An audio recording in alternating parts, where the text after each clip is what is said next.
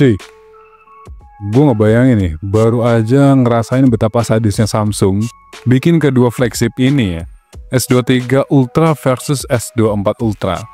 Harganya sih selisihnya lumayan ya kalau harga secondnya, lu bisa lihat di sini. Tapi apa bedanya beneran segitu? Hari ini kita bakal ngulik sampai ke lubang tikus ya, dari uji game, terus tes kamera, sampai opini gue sih tentang S24 sama S23 Ultra ini. Jadi jangan kemana-mana, stay tune terus di MGS Gadget. Dan di sini kita bakal ngebahas soal desain, terus uji performa gamingnya, terus kamera, terus sama ngebahas baterai, sama beberapa poin plus minusnya yang bikin lo bimbang kali ya, milih S23 Ultra atau S24 Ultra. Skoy.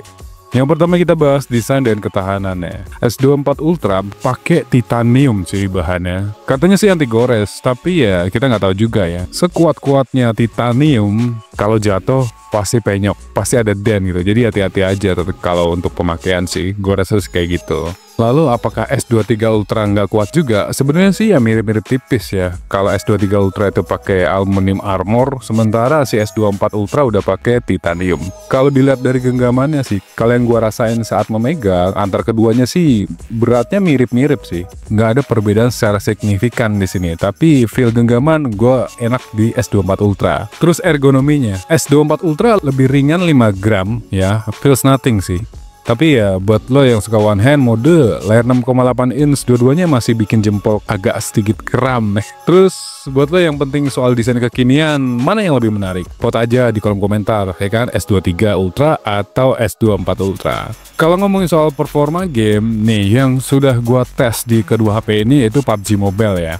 Gameplaynya set by set aja ya. S23 Ultra dapatnya Ultra HD plus 90 fps. Ini stabil sih. Suhunya maksimal bisa sampai di 44 derajat Celcius setelah 30 menit. Kalau lebih dari 30 menit tuh ya antara 45 atau 46 ya. Dan agak sedikit frame drop lama-lama kalau gua rasain. Nah, sementara di S24 Ultra 120 fps smooth banget. Cuman 40 derajat Celcius juga setelah 30 menit. Tapi apakah mata lo bisa bedain 90 versus 120 fps di kedua HP ini? Gue rasa sih enggak ya. Jadi untuk opini gue sementara, kayaknya S23 masih bisa nyamain performa si S24 Ultra. Karena setelah pemakaian 30 menit ke atas, hasilnya mirip-mirip dikit, nggak ada perbedaan.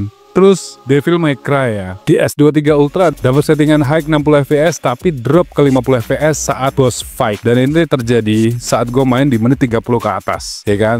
Terus S24 Ultra dapat settingan Ultra plus 60 fps. Ini masih stabil cuy, karena mungkin dibantu ray tracingnya ya. Jadi ya S24 Ultra dapat tambahan boosting sedikit. Tapi layar datar bikin kontrol kurang nyaman sih kayaknya sih. Itu preferensi gua ya.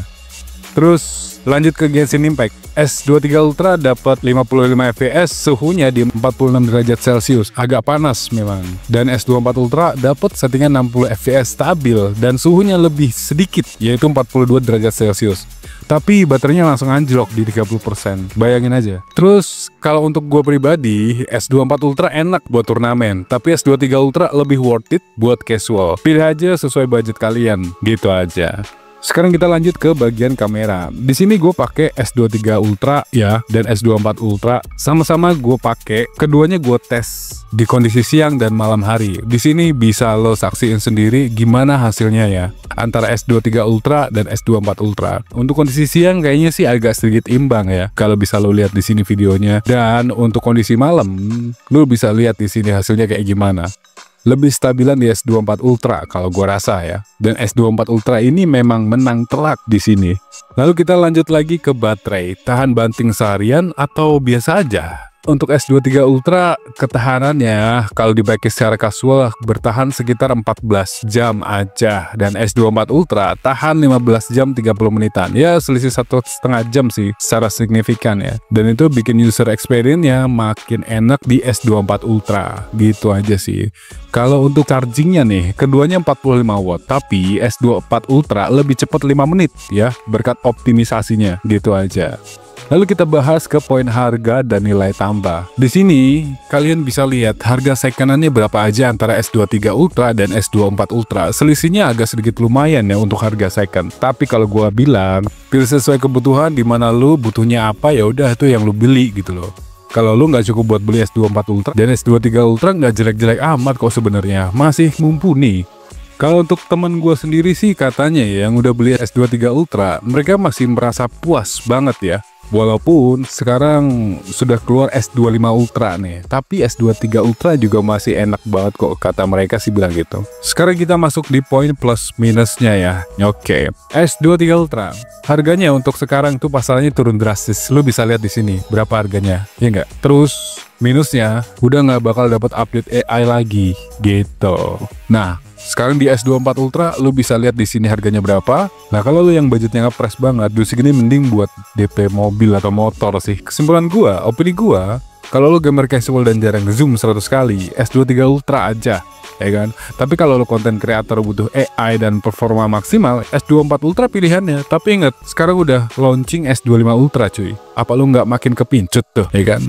Oke, kayaknya gitu aja ya cuy dari gua. Jadi gua tambahin sedikit lagi. Di kedua HP ini punya poin plus dan minusnya masing-masing. Kalau gue boleh saran sih, kedua HP ini kan harganya kan lumayan ya kan. Nah, lu sesuaiin budget aja dulu. Lu cukupnya di mana? Lu butuhnya di mana sih? Gitu. S23 Ultra atau S24 Ultra.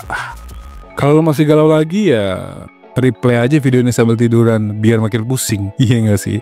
Jangan lupa buat like, subscribe, dan share ke teman-teman lu kalau ini ngebantu lo buat jadi bahan referensi.